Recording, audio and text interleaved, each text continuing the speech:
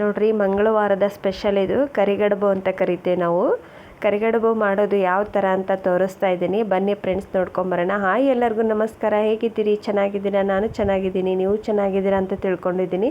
Welcome to my Banashankari all in one ಚಾನಲ್ಗೆ. ನಾನಿಲ್ಲಿ ಒಂದು ಪಾತ್ರೆಯಲ್ಲಿ ನೀರು ಕಾಯಕ್ಕಿಟ್ಟಿದ್ದೆ. ಸ್ವಲ್ಪ ಎಣ್ಣೆ ಹಾಕಿ ನೀರು ಕಾಯಕ್ಕಿಡಬೇಕು ಫ್ರೆಂಡ್ಸ್. ಆಮೇಲೆ ಒಂದು ಲೋಟದಷ್ಟು ತೊಗರಿಬೇಳೆ ತೊಗೊಂಡಿದ್ದೀನಿ ನೋಡಿ. ನಾವು ಇಬ್ಬರೇ ಇರೋದ್ರಿಂದ ಲೋಟದಷ್ಟೇ ತೊಗೊಂಡಿದ್ದೆ ನಾನು. ನೋಡಿ ಅದನ್ನು ಕ್ಲೀನಾಗಿ ತೊಳೆದ್ಬಿಟ್ಟು ಇವಾಗ ಕಾಯ್ತಿರೋ ನೀರಿಗೆ ಹಾಕ್ತಾಯಿದ್ದೇನೆ ನೋಡಿರಿ. ನೀರು ಕುದೀತಿರುವಾಗಲೇ ಹಾಕಬೇಕು ನೀವು. ನೋಡಿ ಇವಾಗ ನೀರು ಕುದೀತಿದೆ, ಸ್ವಲ್ಪ ಎಣ್ಣೆ ಹಾಕಿರ್ತೇವಲ್ಲ, ಹಾಗಾಗಿ ಇವಾಗ ಇದನ್ನು ಸ್ವಲ್ಪ ಕೈಯಾಡಿಬಿಟ್ಟು ಬೇಯಕ್ಕಿಟ್ಬಿಡೋಣ ಬೇಳೆನ. ತುಂಬ ಚೆನ್ನಾಗಿ ಬರ್ತಾವ್ರಿ. ಇದಕ್ಕೆ ಕಡುಬು ಅಂತಲೂ ಕರೀತಾರೆ, ಆದರೆ ನಾವು ನಮ್ಮ ಸೈಡು ಕರಿಗಡುಬು ಅಂತ ಕರಿತೀವಿ ನಾವು. ಹೋಳಿಗೆ ಮತ್ತು ಕರಿಗಡುಬು ಅಂತ ನೀವು ಕೇಳಿರ್ಬೋದು ಹೆಸರು. ಕರಿಗಡುಬು ಅಂತ ಗಣಪತಿ ಹಬ್ಬದಾಗಂತೂ ಇದನ್ನೇ ಮಾಡ್ತಾರೆ ಜಾಸ್ತಿ. ಮೇಲ್ಗಡೆ ಬುರುಬೇನು ಬರುತ್ತಲ್ಲ ಅದನ್ನು ತೆಗೆದುಬಿಡಿ. ನೋಡಿ ಒಂದು ಪಾತ್ರೆಯಲ್ಲಿ ನೀರು ಕಾಯಕ್ಕಿಟ್ಟು ನೀರು ಕಾದಾದ್ಮೇಲೆ ಈ ಥರ ಬೇಳೆ ಹಾಕ್ಕೋಬೇಕು, ತೊಗರಿ ಬೇಳೆನ ಹಾಕ್ಕೋಬೇಕು ಫ್ರೆಂಡ್ಸ್.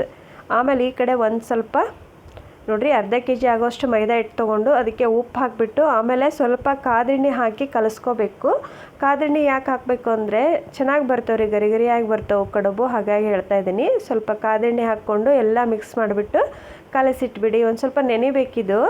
ನೀವು ಚಪಾತಿ ಹಿಟ್ಟಿಗೆ ಏನು ಕಲಿಸ್ತೀರಲ್ಲ ಅದೇ ಥರನೇ ಕಲಸಿ ಇಟ್ಬಿಡಿ ನೀವು. ಒಂದು ಅರ್ಧ ಗಂಟೆ ನೆನೀತು ಅಂದರೆ ಕರಿಗಡುಬು ಚೆನ್ನಾಗಿ ಬರ್ತಾವೆ, ಹಾಗಾಗಿ ಹೇಳ್ತೀನಿ. ನೋಡಿರಿ ಫುಲ್ಲು ಮಿಕ್ಸ್ ಮಾಡಿಕೊಂಡು ಸ್ವಲ್ಪ ನೀರು ಹಾಕಿಬಿಟ್ಟು ನೀವು ಚಪಾತಿಗೆ ಏನು ಲಟ್ಟಿಸ್ಕೊಳ್ಳೋಕೆ ಏನು ಕಲಿಸ್ಕೊಂಡಿರ್ತೀರಲ್ಲ ಹಿಟ್ಟು, ಆ ಟೈಪ್ ಕಲಿಸ್ಕೊಂಡು ನೆನೆಯಕ್ಕೆ ಇಟ್ಬಿಡಿ. ನೋಡಿ ಈ ಥರ ಕಲಿಸ್ಕೊಂಡಿದ್ದೀನಿ ನಾನು ಹಿಟ್ಟು.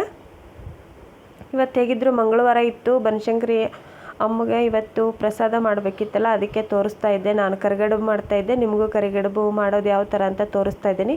ನೋಡಿ ಈ ಥರ ಬೇಳೆನ ಹೆಚ್ಚಿಗೆ ನೋಡಿರಿ, ಒಂದು ಬೇಳೆಯಲ್ಲಿ ಹಿಂಗೆ 2 ಪೀಸ್ ಆಗಬೇಕು, ಹಾಗಾದರೆ ಬೆಂದಿದೆ ಅಂತ ಅರ್ಥ. ಇದನ್ನು ಈ ಥರ ಒಂದು ಪಾತ್ರೆಗೆ ನೀವು ಎಲ್ಲ ಸೋಸ್ಕೋಬೇಕು ಫ್ರೆಂಡ್ಸ್. ಇದು ಸೋಸಿರೋ ನೀರನ್ನು ನೀವು ಒಬ್ಬಟ್ಟು ಸಾರು ಅಂತ ಹೇಳ್ತಾರಲ್ಲ, ಅದರಲ್ಲೇ ನಾವು ಒಬ್ಬಟ್ಟು ಸಾರು ಮಾಡ್ತೀವಿ ನೋಡಿರಿ. ಇವಾಗೇನು ಸೋಸಿರ್ತೀವಲ್ಲ ನೀರು, ನೋಡಿರಿ ಕಟ್ಟು ಅಂತ ಕರಿತೀವಿ ನಾವು ಇದಕ್ಕೆ. ಕಟ್ಟು ಇದನ್ನೇ ಕಟ್ಟಿನ ಸಾರು ಅಂತ ಕರೀತಾರೆ ನೋಡಿರಿ. ಈ ಕಟ್ಟು ಹಾಕಿನೇ ನಾವು ಸಾಂಬಾರು ಮಾಡ್ತೀವಿ ನೋಡಿರಿ. ತೋರಿಸಿದೆ ನಿಮಗೆ ವಿಡಿಯೋನ, ಹಿಂದ್ಗಡೆ ವಿಡಿಯೋದಲ್ಲಿದೆ, ಯಾರಾದರೂ ನೋಡಬೇಕಂದ್ರೆ ನೋಡ್ಕೊಂಬನ್ನಿ. ನೋಡಿ ಇವಾಗ ಇದು ನೀರು ತಕ್ಕೊಂಡು ನೀಟಾಗಿ ಬೇಳೆ ನೋಡಿ, ಬೇಳೆಯಲ್ಲಿ ಒಂದು ಸ್ವಲ್ಪ ನೀರು ಇರಬಾರ್ದು, ಇದರಲ್ಲೇ ನಾವು ಸಾಂಬಾರು ಮಾಡ್ತೀವಿ ಫ್ರೆಂಡ್ಸ್. ಈಗ ಬೇಳೆ ಎಲ್ಲ ತಕ್ಕೊಂಡ್ಬಿಟ್ಟು ಆ ಬೇಳೆಗೆ ನಾವು ಬೆಲ್ಲ ಹಾಕ್ತಿದ್ದೀನಿ ನೋಡಿ. ನಾನು 1 ಲೋಟದಷ್ಟು ಬೇಳೆ ಹಾಕಿದ್ದೆ, ಇಷ್ಟು ಬೇಳೆ ಆಗಿದೆ ನೋಡಿ ಅದು. ಇದಕ್ಕೆ ಅರ್ಧ ಕೆ ಜಿ ಆಗೋಷ್ಟು ಬೆಲ್ಲ ಹಾಕ್ತೀನಿ. ಬೆಲ್ಲ ಸ್ವಲ್ಪ ಜಾಸ್ತಿ ಇದ್ದರೆ ಪರವಾಗಿಲ್ಲ, 2-3 ದಿವಸ ನೀವು ಕರಿಗಡುಬು ಇಟ್ಕೊಂಡು ತಿನ್ಬೋದು. ಮಕ್ಕಳು ಇಷ್ಟಪಟ್ಟು ತಿಂತಾರೆ ನೋಡಿ. ಈಗ ಹೇಗಿದ್ರು ವರಮಹಾಲಕ್ಷ್ಮಿ ಹಬ್ಬ ಬಂತು, ವರಮಹಾಲಕ್ಷ್ಮಿ ಹಬ್ಬಕ್ಕೆ ಎಲ್ಲರೂ ಜಾಸ್ತಿ ಕರಿಗಡುಬೆ ಮಾಡೋದು. ಒಬ್ಬೊಬ್ಬರಿಗೆ ಅಷ್ಟೊಂದು ಇದು ಇರಲ್ಲ, ಗೊತ್ತಿರಲ್ಲ ಅಂತ ಹೇಳಿ ತೋರಿಸ್ತಾ ಇದ್ದೀನಿ ನೋಡಿ. ಇವಾಗ ಅರ್ಧ ಕೆ ಜಿ ಬೆಲ್ಲನ ನಾನು ಒಡೆದು ಹಾಕ್ಕೋತಾ ಇದ್ದೀನಿ ನೋಡಿ ಫ್ರೆಂಡ್ಸ್. ನೋಡಿ ಇದನ್ನೆಲ್ಲ ನೀವು ಮಿಕ್ಸ್ ಮಾಡಿಕೊಂಡು ಎಲ್ಲ ಕುದಿಬೇಕದು, ಬೆಲ್ಲ ಎಲ್ಲ ಕರಿಗಿ ಬೇಳೆ ಅಷ್ಟೇ ಕಾಣಬೇಕು ನೋಡಿ ಫ್ರೆಂಡ್ಸ್. ಆ ಥರ ನಾವು ಕುದಿಸ್ಕೋಬೇಕು. ತುಂಬ ಸಿಂಪಲ್ ಇದು ಕರಿಗಡುಬು ಮಾಡೋದು ನೋಡಿ. ಕೆಲವೊಂದು ಕಡೆ ಕಡುಬು ಮಾಡಿದ್ವಿ ಅಂತಾರೆ, ಕೆಲವೊಂದು ಕಡೆ ನಾವು ಕರಿಗಡುಬು ಅಂತಾರೆ, ಕರಿಗಡುಬು ಅಂತಾರೆ, ನಾನಾ ಥರ ಕರೀತಾರೆ. ಆದರೆ ನಮ್ಮ ಗಣೇಶನಿಗೆ ಇಷ್ಟವಾದದ್ದು ಇದೆ ನೋಡ್ರಿ ಕಡುಬು. ಕಡುಬಿಗೆ ತುಪ್ಪ ಹಾಕಿದೆನಪ್ಪ, ಸ್ವೀಕರಿಸಪ್ಪ ಓ ಬೆನಕಪ್ಪ, 1000 ದಪ್ಪ ಮಣ್ಣಿಸಲೆಪ್ಪ, ಓಂ ಗುಡು ನೀ ಗಣಪತಿ ಬಪ್ಪ. ನೋಡಿ ಇವಾಗ ಈ ಥರ ಕುದಿಯೋಕೆ ಇಟ್ಟಿದ್ದೀನಿ ನಾನು ಇದನ್ನು. ನೋಡಿ ಎಲ್ಲ ಫುಲ್ಲು ಕುದ್ದಿದೆ ಇದು. ಇದನ್ನು ಮಿಕ್ಸಿ ಮಾಡ್ಕೊಂಬರ್ತೀನಿ ನೋಡಿ ಈ ಥರ ಮಿಕ್ಸಿ ಮಾಡ್ಕೊಂಬಂದಿದ್ದೀನಿ. ಈ ಥರ ಹೂರ್ಣ ಆಗಬೇಕು ನೋಡಿರಿ ಫ್ರೆಂಡ್ಸ್, ಅದು ಹೂರ್ಣ ಅಂತಾರಲ್ಲ ಆ ಟೈಪ್ ಮಾಡಿಕೊಂಡು ಈ ಕಡೆ ನೆಕ್ಸ್ಟು ಆವಾಗಲೇ ಹಿಟ್ಟು ಕಲಸಿಟ್ಕೊಂಡಿದ್ದೆಲ್ಲ ನಾನು ಕಡುಬು ಮಾಡೋದಕ್ಕೆ, ಅದನ್ನು ನಾನು ಸಣ್ಣ ನೀವೇನು ಪುರಿಗೇನು ಮಾಡ್ಕೊಂಡಿರ್ತಿರಲ್ಲ ಉಳ್ಳಿನ ಅಷ್ಟೇ ಮಾಡಿಕೊಂಡ್ರೆ ಸಾಕು. ತೀರಾ ದೊಡ್ಡ ಸೈಜು ಬೇಡ, ತೀರಾ ಸಣ್ಣ ಸೈಜು ಬೇಡ, ಒಂದು ಮೀಡಿಯಮ್ನ ಮಾಡ್ಕೊಳ್ರಿ. ಅಗದಿ ದೊಡ್ಡ ಬೇಕು ನಮಗೆ ಕರಿಗಡುಬು ಅನ್ನೋರಾದರೆ ದೊಡ್ಡ ಉಳ್ಳಿ ಮಾಡ್ಕೊಬೋದು. ನಾನು ಸಣ್ಣ ಮಾಡಿ ತೋರಿಸ್ತಾ ಇದ್ದೇನೆ ನೋಡಿ. ಇಲ್ಲಿ ಸಣ್ಣವಾದರೆ ತುಂಬ ಟೇಸ್ಟ್ ಬರುತ್ತೆ ಅನ್ನೋ ಉದ್ದೇಶಕ್ಕೆ ನಾವು ನಮ್ಮ ಸೈಡು ಸಣ್ಣವೇ ಮಾಡ್ತೀವಿ ನಾವು. ನೋಡಿ ಇಷ್ಟಿಷ್ಟು ಉಳ್ಳಿನಾಗಿ ಮಾಡ್ಕೊತಾ ಇದ್ದೀನಿ ನಾನು. ವಿಡಿಯೋ ಸ್ಕಿಪ್ ಮಾಡ್ದಂಗೆ ನೋಡಿ ಫ್ರೆಂಡ್ಸ್, ಎಲ್ಲ ಅರ್ಥ ಆಗುತ್ತೆ. ಇವತ್ತು ಮಂಗಳವಾರ ಇರೋದ್ರಿಂದ ನಾವು ಶ್ರಾವಣ ಇತ್ತಲ್ಲ ಫ್ರೆಂಡ್ಸ್, ಮಾಡ್ತಾಯಿದ್ವಿ. ಶ್ರಾವಣದಲ್ಲಿ ಸ್ವೀಟ್ ಮಾಡೋಕೆ ಬೇಕ್ರಿ ಎಲ್ಲರ ಮನೆಯಲ್ಲೂ.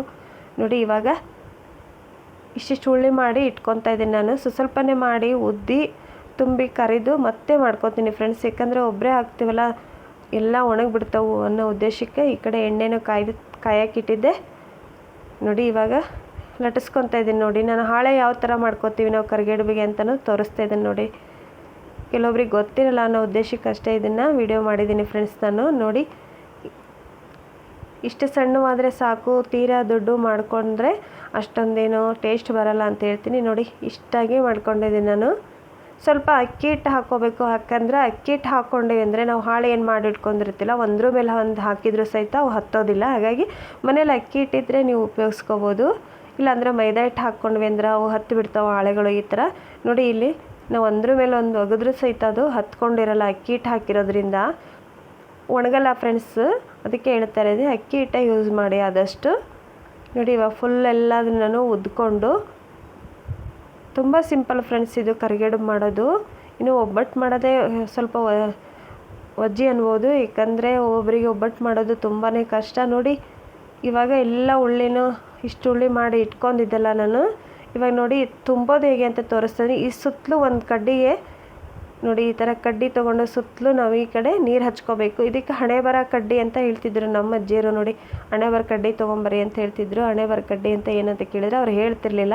ನೋಡಿ ಈ ಥರ ಎಲ್ಲ ಫುಲ್ಲು ಆ ಕಡೆ ಈ ಕಡೆ ನೀರು ಹಚ್ಕೊಂಡು ನಡುವೆ ನಾವು ಹೂರಣ ಏನು ಮಾಡಿ ಇಟ್ಕೊಂಡಿರ್ತೇವಲ್ಲ ಆ ಹೂರಣ ಇಟ್ಕೊಂಡು ಫುಲ್ಲು ಈ ಥರ ಹಚ್ಕೊಂಡ್ಬಿಟ್ರೆ ಮುಗಿದೋಯ್ತು. ನೋಡಿ ಕರಿಗಡುಬು ರೆಡಿ ಆಗಿಬಿಡುತ್ತೆ.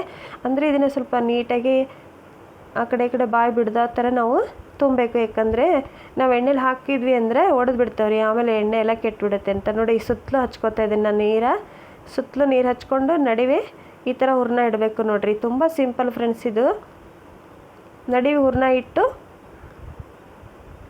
ಈ ಥರ ಫೋಲ್ಡ್ ಮಾಡಿದರೆ ಆಗೋಯ್ತು, ಕರಿಗಡುಬು ರೆಡಿ ಆಯಿತು.